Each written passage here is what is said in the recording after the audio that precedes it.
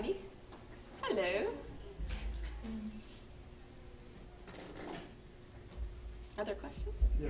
Okay. I was like, am I supposed to pose? Or what am I supposed to do? Just getting set up real quick. Okay.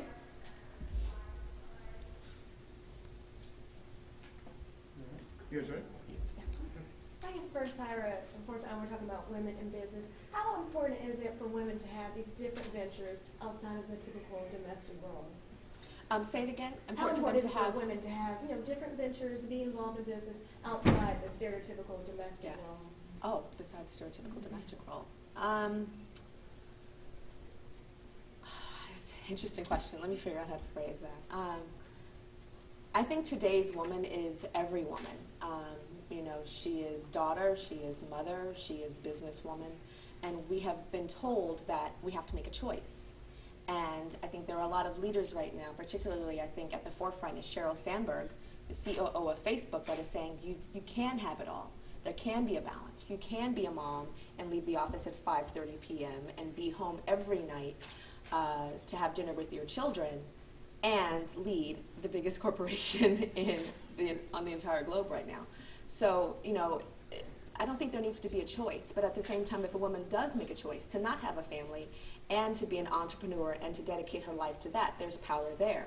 And if a woman chooses not to be in the workforce and chooses to be a mom, that is a full-time job and should be applauded as well. I think there's such a dearth between stay-at-home moms, working moms, and there's this battle. And I think it's all noble and it's all noteworthy. It's just about being the CEO of that house or the CEO of that office.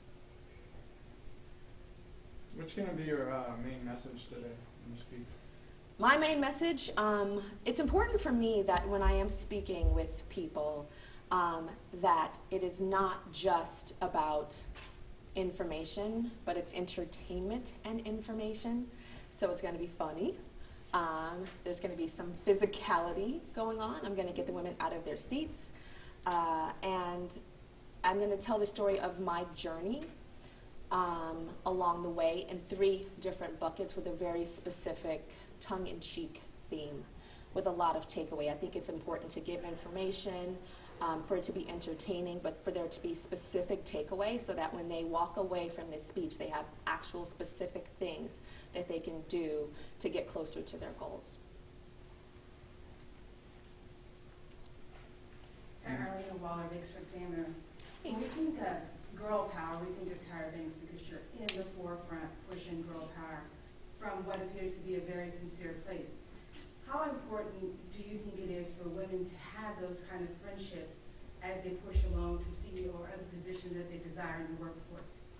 How important is it for them to have friendships or role have models? Those kind of friendships that you speak about, in a lot of formats that you have. I think it is so important to have friends in positions or going toward the same goal that you want. For instance, they talk about weight loss, and they say that when you have a buddy, you have more chance of reaching your weight loss goals when you're going through it with someone. I think that applies to the business world. If you have friends that all they want to do is party and not work and lay up and not have goals, that doesn't incentivize you to get up and go for what you're after. So I think having friendships, having that and particularly female friendships, I think that allows you to accelerate the path to that goal. Well, you look gorgeous today, and that's Thank my you. goal. Maybe it'll be no weight loss. But another question I wanted to ask you is, what are some of the things that you have that you're working on right now that relates to women? Every day that I get up relates to women. My company is focused on expanding the definition of beauty for women. And I actually went to college to create a business that is, I went to business school to get the tools to take my business dream to the next level. And this business, although I can't talk about it right now, it's very confidential, but it is 100% about young women and entertaining them, but also giving them these tools to make them feel better about themselves every day. Thank you. We talk a lot about the pressure of women in the media. How important is it for girls, or I guess what are even some tips or strategies they should use? We use Facebook, we always see models on TV, and now's the time where everyone's not feeling the best about their self-esteem. What can, I don't know if you'll touch on this in your speech later, a takeaway for women when we have so much media pressure, so much pressure from the magazines? What's something, a push that even you do, you strive as a spokesperson for having people feel good about themselves amidst all the pressures of this beauty ideal that we see projected in the media? Yeah, there was such a beauty ideal, particularly in my day as a model, which was a while ago, where it was very focused on models, and you know that magazine covers were models, ads were models, models were everywhere, and there was this unspoken thing that if you didn't look like that, you weren't good enough.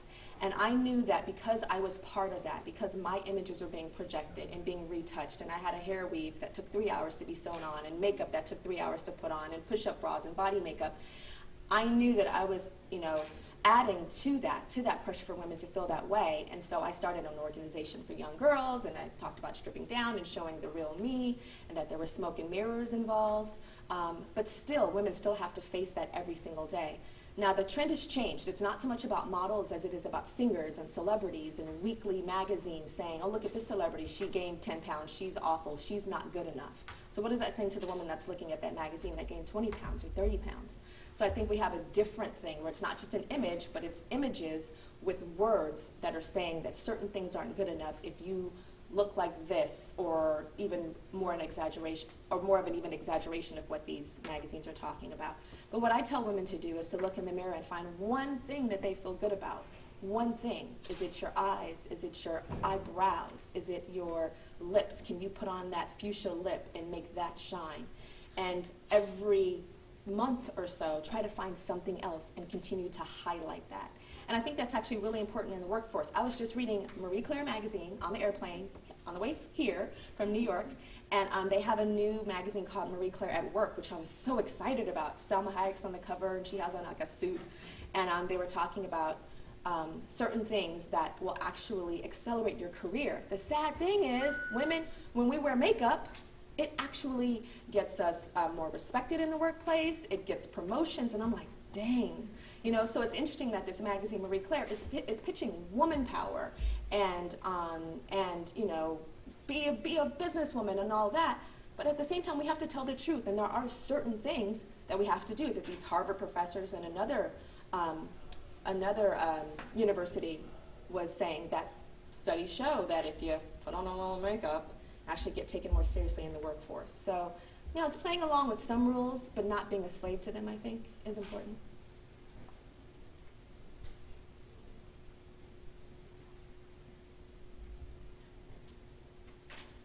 Anybody else? We're excited to have you in Bakersfield. Thank you. Good? I just have one last question about when we talk about reality TV and Next Top Model, and all the preponderance of reality TV shows, and you have one of the forefront shows, especially when we talk about modeling. What do you think about all the other shows either coming up, and then how long do you think the legacy of all these type of shows where women are either being like judged and they're being eliminated, but at the end they still have a good goal as far as, you know, they could be this next top model. Where do you see the future of these types of shows like yours for either people's self-image, or can it be a double-edged sword because it can help promote you, but at the same time you have people trying to, I know it can get catty with the show because everyone's trying to be a good winner of it. I think reality television is taking a big turn, actually. During my day, it was very much about a competition-based reality show. So you think American Idol, I was really inspired by that. Or it was just strictly docu, meaning like the show The Real World on MTV, where it was just tracking people's lives, and this is just what they did day in and day out. What America's Next Top Model and some shows in my generation did was we combined both. It was a competition, not just on a stage. You actually got to see these people living together. I knew that when I created Top Model that it wasn't just a contest about who could be the best model. I was looking for professionalism. I was looking for either a person that either had a very good spirit, or actually somebody that might not necessarily have started that way, but went through a transformation. So I talk about Top Model with, there's a lot of candy, and in the inside there's a vitamin. So there's all this takeaway of be on time, be professional, you know, bitchiness. All these types of things are wrapped up in this, oh, it's a photo shoot and it's fun. But there's always this message underneath. That if I were to preach the message only, I'm not sure if people would watch. So I think the modeling world was a nice in to actually be able to give these other messages to our 18 to 34-year-old viewing audience. Now, where reality is going, I think the game show is huge right now. And it's no longer just, you know, choose a button and you can win $10,000. Now they're incorporating mentorship with, if you think about The Voice and that show, Fashion Star. You know, so it's mentoring and it's creating entrepreneurs, which I think is the next level, and that'll run for a while, and then there'll be something else. It's my job to be on the pulse of what's next in order, you know, to create new television. Thank you guys so much. All right. Bye-bye. Thank you.